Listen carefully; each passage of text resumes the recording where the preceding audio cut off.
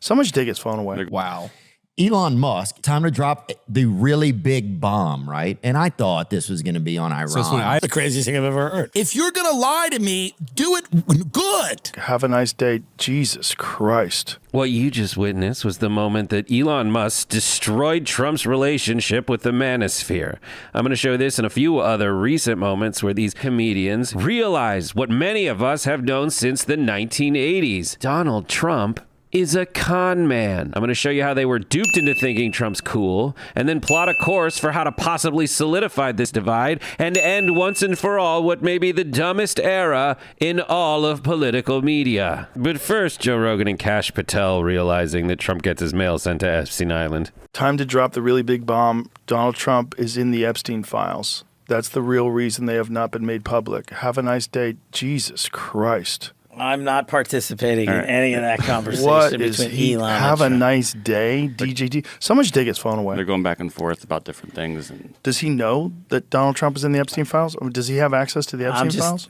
I don't know how he would, but I'm just staying out of the Trump-Elon thing. That's way outside What the are they doing? I know my lane, and that ain't it. Meanwhile, in Drunk Manistan, Theo Vaughn and J.D. Vance reading the same Elon tweet. Wow. Elon Musk, time to drop the really big bomb, right? And I thought this was going to be on Iran. So it's funny. I haven't even seen. Right? I haven't even seen this one. First of all, absolutely not. Donald Trump didn't do anything wrong with Jeffrey Epstein. The guy is whatever the Democrats and the media says about him. That's totally BS.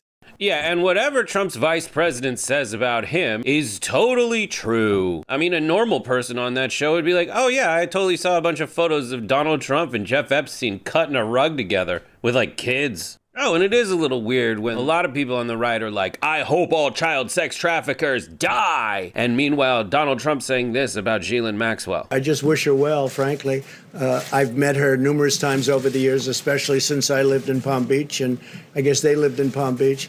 But I wish her well. But no, these guys defend their dear leader. And they think they'll get away with it because they've become mainstays of the Manosphere podcasts. Can't believe people believe Kash Patel at all. The guy's the worst poker face in the world, described by this one tweet as Kash Patel always looks like he's trying a bidet for the first time. But the men of the O-sphere are catching on. Here's Tim Dillon picking apart Kash's response to one of the most obvious accusations on the planet. You can't find someone better at lying than this. You can't find someone better at lying than this. We're not going to re-victimize women. What? We're not going to put that shit back out there. It's not happening. Because then he wins. Not doing it. You want to hate me for it? Fine. Again, can't you blur the women? Play out. Stop that for a minute. It's the craziest thing I've ever heard. Just blur the women.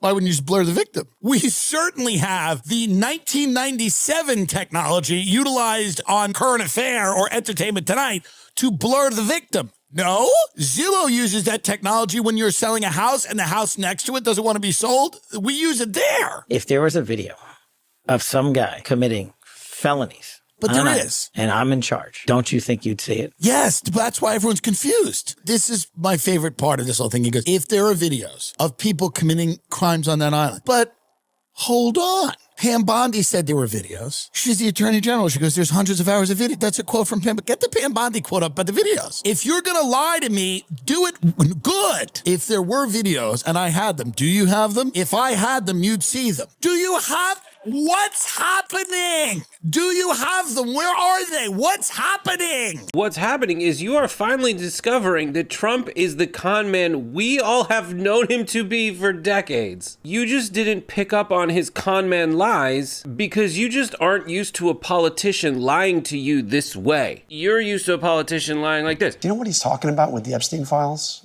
I mean, what is, and why haven't those files been released? Have you? I mean, some of your members have said they got to be released. As Kash said in the vignette earlier, he's You'll stay FBI. That's not my lane. I don't know. I can tell you that I don't think we have no concern about President Trump or his involvement or any of that. We're going to try to get to the bottom of this, and everybody out there is an American like every other American, and together we will overcome. Compared to that, Trump's still lying. He just lies differently. Trump just lies like a guy at a party trying to you. I mean, that's the decoder ring. That is how Trump has convinced these guys that he's cool. I mean, watch the lies from J.D. Vance. This is amazing, okay? He lies like a guy who just found out that his buddy got caught cheating on his girlfriend. I've seen it a million times. The first two reactions are denial that he's even aware that this happened. And then he buys time by saying, like, first of all. Right? I haven't even seen this one. First of all. And then it's just like word salad of disjointed denials that don't really make sense when you evaluate them. Absolutely not. Donald Trump didn't do anything wrong with Jeffrey Epstein.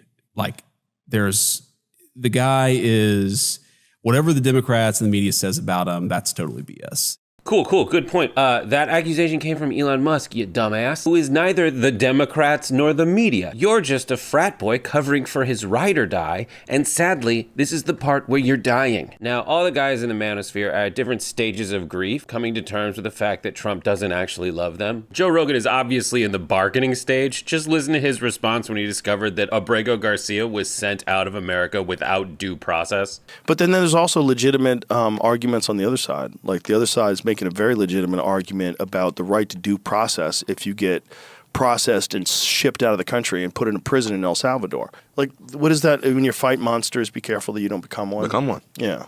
Yeah. That's very important. It's very important. You know, you can't do that. So can I still love Donald and not be a monster? I mean, even in this little moment when he read the Elon tweet. Jesus Christ. I'm not participating in any of that conversation What between is Elon Have and a Trump. nice day, DJT. Someone should take his phone away. How about this bargain? Instead of getting to the bottom of it, can we just take his phone away? Tim Dillon, whose show is my favorite of all of them, seems to be experiencing all the different stages of grief at the same time. He's reacting to this story where J.D. Vance's sugar daddy, Peter Thiel, a mega jillionaire, seems to be behind this plan that Trump has for a deep state deportation deal where Palantir, Peter Thiel's company, is going to be contracted by Trump to build a database of personal information on American citizens. And Trump has done a pretty good job of appealing to people who, how do I put this, would hate something like that. Here's Tim Dillon's response. Is the administration that got elected to purge the deep state actually using the deep state to compile a list of data on all the people that live here? This shadowy company Palantir that works with the CIA and the military. If you don't have any reservations about Palantir taking everyone's information, I don't know. I don't know if I can trust you. And hilariously, he's reacting the way that a girl would at a party when she realizes this guy doesn't like me. He's just trying to close the deal. I think they're buying people left and right. This is my guess. They try to buy me. My it costs a lot of money. I've been invited to Thiel's house multiple times for dinner. I don't go. I've sat in these houses in Austin with these tech people. I know what they want, and I know what they want me to go out and cheerlead for and say, well, it's actually a great idea, and there's probably a lot of money in it.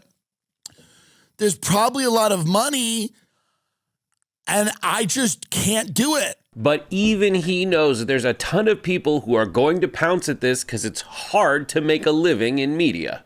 My prediction, and I don't want to name names because I don't know, but my prediction is you're going to see a lot of people over the next 6 months start thinking this list's a great idea. This is going to happen. These hoes out here are going to sell for cheap. So the levee is breaking. These high-profile, rich podcasters are seeing a little bit of the light. And there's a lot of people in the center and the left who are rejoicing that they are all fighting each other and think that that in itself is a victory. I hate to break it to you, it's not. The question is, how do you point them in the right direction while they're on the rebound?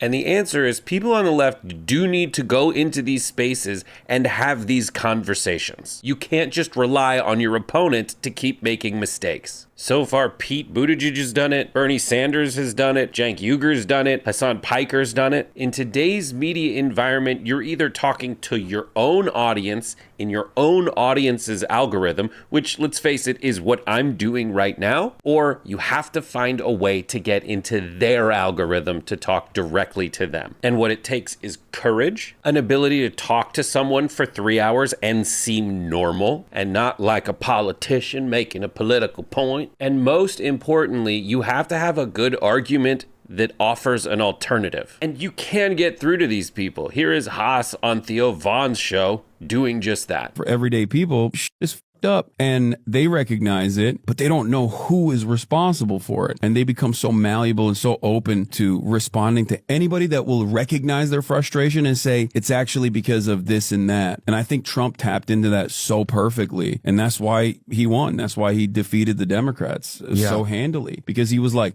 yes, you're angry. I'm angry too. Why are you angry? Because woke libtards, because DEI, because trans people, because undocumented immigrants. Undocumented immigrants aren't your fucking landlord. They're not the one who's raising the price of rent. They don't own the mega corporations. They're not sitting at the board of BlackRock. You know what I mean? It's not a Guatemalan migrant that's sitting at the board of BlackRock, purchasing all the houses. They're not the real estate developers that refuse to add to the much needed supply of housing. Yeah, and instead put a rag and bone in every town, dude. I hate rag and bone. Well, it's just like, dude, but man, it's interesting. I never really heard it put like that. Like, you have to approach people with something they can point a finger at, and it's whatever they're pointing at is close enough where they feel like it can be reached. Oh, shit, that kind of worked. And we need to focus on those wedge issues and drive them apart. And it's pretty easy with all the hypocrisies Trump has. Let's see how people do this weekend when the anti-war Trump fans come face to face with the fact that Trump is spending $100 million on a military parade and promised to cut the military budget, but instead expanded it by a whole bunch. All right, that's my time. Keep working at it. Keep trying hard. And you know what? You'll have abs in no time. Thanks.